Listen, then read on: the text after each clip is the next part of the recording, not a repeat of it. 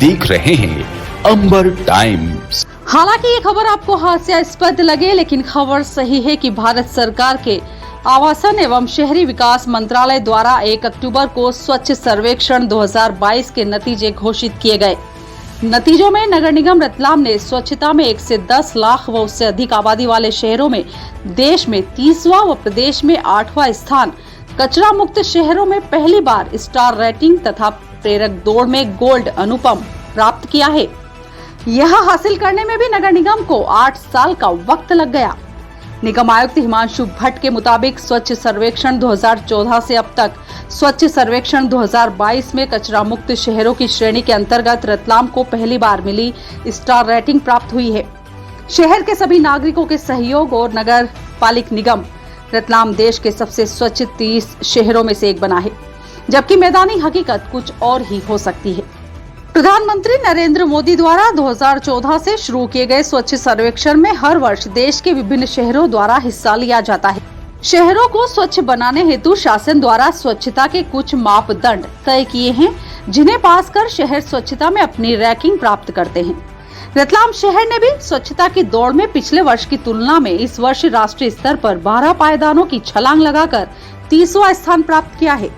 राज्य स्तर पर 28 शहरों में से रतलाम शहर ने 8वां स्थान प्राप्त किया है। इसके अलावा कचरा मुक्त शहरों में रतलाम ने पहली बार स्टार रेटिंग प्राप्त की है। 2 अक्टूबर रविवार को हमारे देश के राष्ट्रपिता महात्मा गांधी की 153वीं जयंती तथा पूर्व प्रधानमंत्री स्वर्गीय लाल बहादुर शास्त्री की जयंती परंपरा अनुसार मनाई गई। गांधी जी और शास्त्री जी की जयंती पर शहर कांग्रेस कमेटी द्वारा दोनों महान नेताओं को माल्यार्पण कर श्रद्धा सुमन अर्पित किए गए। सुबह नगर निगम उद्यान स्थित गांधी जी की प्रतिमा पर कांग्रेस नेताओं ने पुष्पांजलि अर्पित की। इस मौके पर शहर कांग्रेस अध्यक्ष महेंद्र कटारिया सहित कांग्रेस जन उपस्थित थे।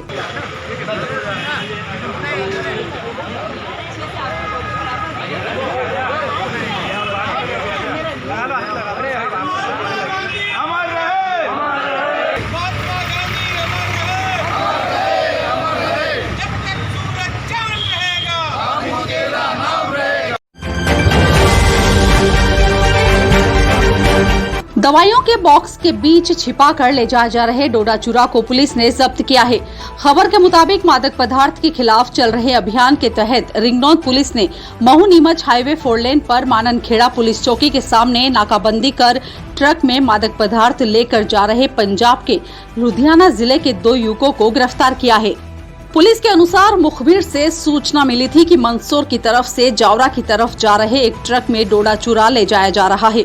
पुलिस ने सूचना पर ट्रक को रोककर उसकी तलाशी ली। पुलिस के अनुसार आरोपियों ने डोडा चूरा से भरे 2 कट्टों को दवाइयों के बॉक्स के बीच में छिपा कर रखा था। उनके कब्जे से 20 किलो डोडा चूरा जब्त किया गया है।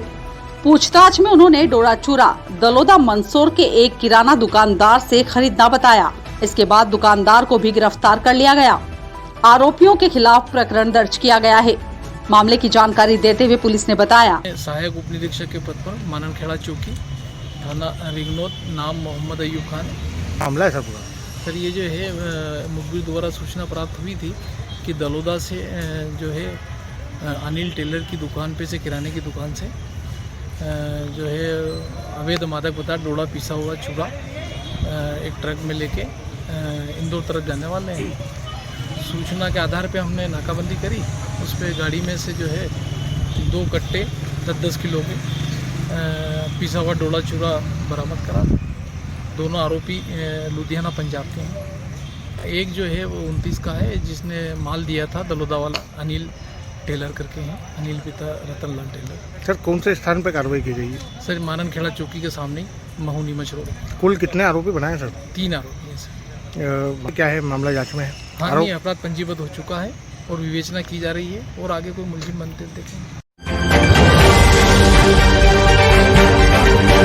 हमेशा की तरह इस मर्तबा भी नवरात्रि में आयोजित किया गया कालिका माता मेला नगर निगम की उदासीनता के कारण मेला झमेला बन गया है। मेले में व्यवस्था के नाम पर निगम प्रशासन नाकारा ही साबित हो रहा है। मेले में न तो मुरम की व्यवस्था की गई है और न ही विद्युतीकरण के लिए लगाई गई बल्लियों का उपयोग किया जा रहा है। मेले में व्यापार करने आए व्यापारी बिजली के नाम से की जा रही वसूली से त्रस्त हो गए हैं। निगम इन व्यापारियों से 3 गुना राशि वसूल रहा है। बिजली और अन्य समस्याओं को लेकर मेले के व्यापारियों ने महापौर प्रहलाद पटेल से मुलाकात कर अपनी समस्याएं बताई। महापौर पटेल ने इन समस्याओं को निगम अधिकारियों को बताया, लेकिन निगम के आला अधिकारी तो मनमर्जी के लिए आदतन होते ही नजर आ रहे हैं, जिसका खामियाजा इन व्यापारियों को भुगतना पड़ता है। व्यापारी ने अपनी समस्या बताते हुए कहा, क्या नाम तुम्हारा? प्रकाश मथरानी। क्या हुआ आपके मेले में? और आप समस्या ये है सर, मेले की समस्या ये है, जो लाइट का जो चार्जेस इन्होंने रखा है वो मतलब दुकान का जो भाड़ा था ना उससे भी डबल रखा है। लाइट का मतलब एक रखा है 40 वाट की CFL का इन्होंने रखा है 75 रुपये 75 रुपीज़ पर डे।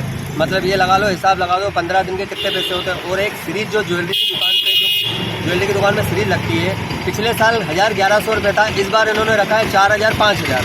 मतलब इन्होंने डबल नहीं ट्रिपल रेट रखा है, जो लाइट वाला का बहुत उन्नति कर रही है लाइट के।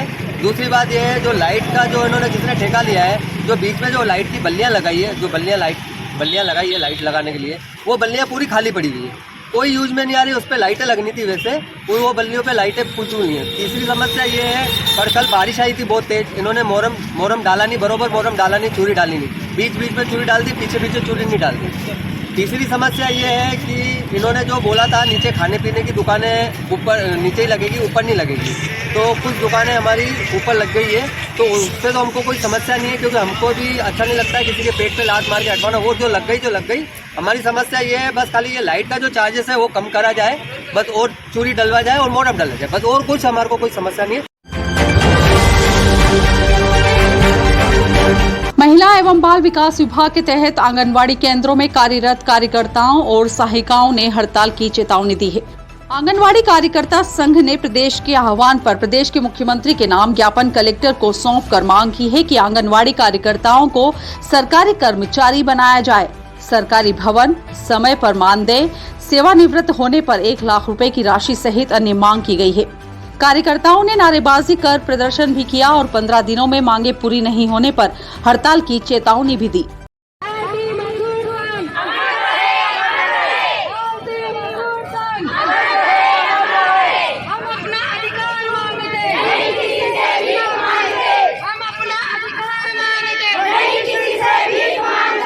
जिला अध्यक्ष विनी पवार ने बताया, हम लोगों की प्रदेश का वाहन हुआ है, उसमें हमने आज ज्ञापन दिया है और ज्ञापन में यही कहा है कि सरकारी कर्मचारी घोषित किया जाए और जो दूसरे जगह से जैसे सुपरवाइजर की भर्ती निकलती, पर्यवेक्षक की भर्ती निकलती है, तो उसमें कार्यकर्ता जिनके 10 साल हो चुके हैं उन्हीं को लिया जाए, अन्य को न लिया जाए।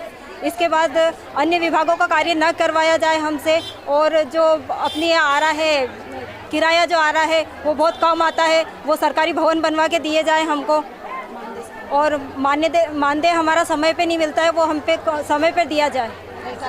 रिटायर होने पे 1 लाख रुपए कार्यकर्ता को तथा सहायिका को 75,000 रुपये, व मिनी कार्यकर्ताओं को भी 75,000 रुपये दिए जाए। इस तरह की जो मांगे अगर नहीं मानी गई तो आपकी आगे की रूपरेखा क्या आगे की रूपरेखा ये है कि 15 दिन का हमने समय दिया है। अगर 15 दिन के बाद भी हमारी मांगों को नहीं माना जाता है तो हम तालाबंद हड़ताल करेंगे। अच्छा, अभी आपने किसको ज्ञापन दिया है और किसके नाम दिया है? ये कलेक्टर साहब को अपन ने ज्ञापन दिया है और मुख्यमंत्री जी के नाम ज्ञापन सौंपा गया है। इस मामले में भारतीय मजदूर संघ नेता दिलीप मेहता ने बताया, ये आंगनवाड़ी कार्यकर्ता एवं सहायिका असंगठित क्षेत्र के अंतर्गत आते हैं और असंगठित क्षेत्र की जो समस्या है और इनको जो मांगे हैं कि इनको सबसे पहले शासकीय कर्मचारी घोषित किया जाए, और जब तक शासकीय कर्मचारी घोषित नहीं किया जाता है तब तक इन्हें शासकीय कर्मचारियों के समान वेतन और सुविधाएं और भत्ते का भुगतान किया जाए। अगला कदम आपका क्या रहेगा अगर आपकी मांग नहीं मानी गई? अगला कदम हम अगर नहीं मानी गई तो प्रदेश स्तर पर हम ये निर्णय लेंगे कि आंगनवाड़ी को लॉक किया जाए और शासन की योजनाओं के जो जितने भी काम हमसे करवाए जा रहे हैं, हमारे निर्धारित कार्य के अतिरिक्त जो भी कार्य लिए जा रहे हैं वह सब कार्य भी हम बंद कर देंगे। नवरात्रि की 6वीं रात कालिका माता मेले में नगर निगम के सांस्कृतिक मंच पर देशभक्ति का जज्बा देखने को मिला। सांस्कृतिक कार्यक्रम के तहत मंच पर पुलिस की वर्दी में खड़े ये HPPO बैंड हैं जो शिमला से आया है। ये HPPO बैंड कलर्स चैनल्स का फेमस बैंड शो है। इस बैंड शो ने अपनी शानदार प्रस्तुतियों से समूचा माहौल देशभक्ति का कर देश को समर्पित गीत संगीत के तराने कुछ इस तरह से प्रस्तुत किए।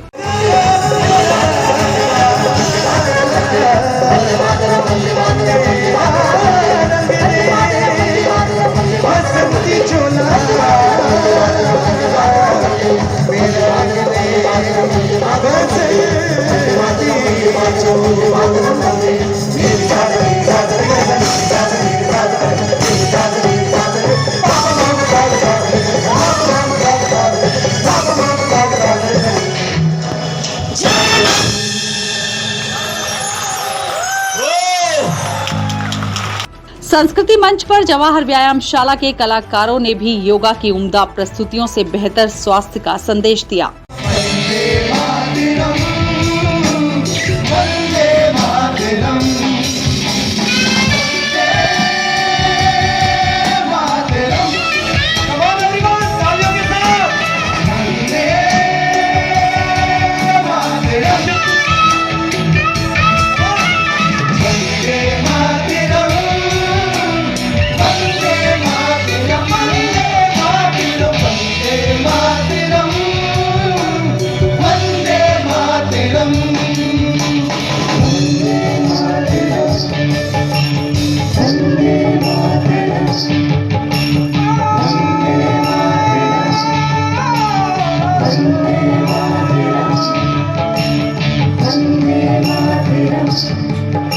इधर नवरात्रि गरबा महोत्सव के तहत शहर के विभिन्न क्षेत्रों में रंगारंग गरबों का आयोजन किया गया।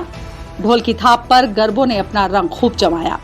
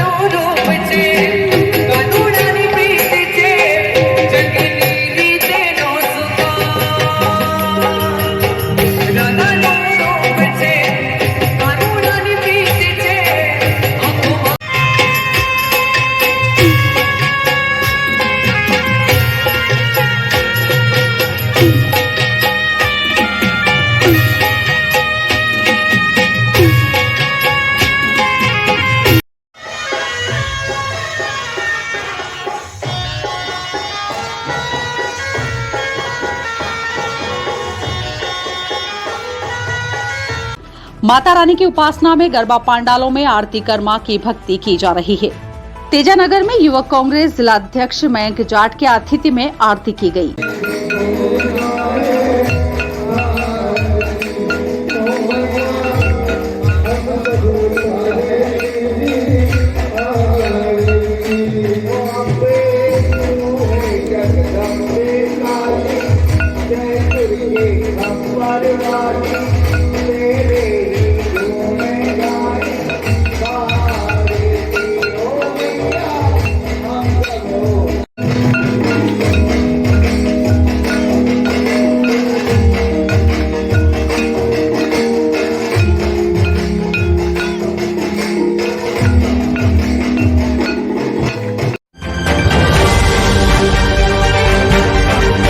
जेठ को गाली गलौज करने के लिए मना करना भाभी के लिए मुसीबत बन गई।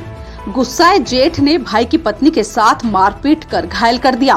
मामला बिलपांक थाना अंतर्गत ग्राम कलमोड़ा का है, जहां जेठ की पिटाई से घायल हुई पंचूबाई पति चुन्नी लाल गिरवाल को जिला अस्पताल में भर्ती करवाया गया है, जहां उसका उपचार किया जा रहा है। अस्पताल में भर्ती घायल मंचूबाई ने बताया, किसने मारा आपको? किसने विवाद हुआ? क्यों मारा? क्या कारण था? गाली गलौज कर रहे थे, मैंने मना बोला क्यों गाली गलौज कर रहे थे, इतने मैंने मार दिया।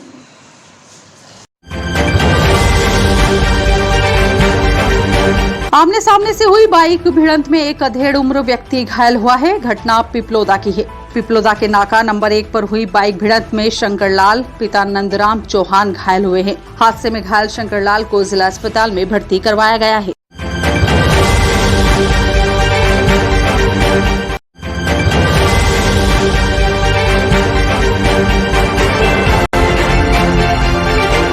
आप देख रहे हैं अंबर टाइम्स।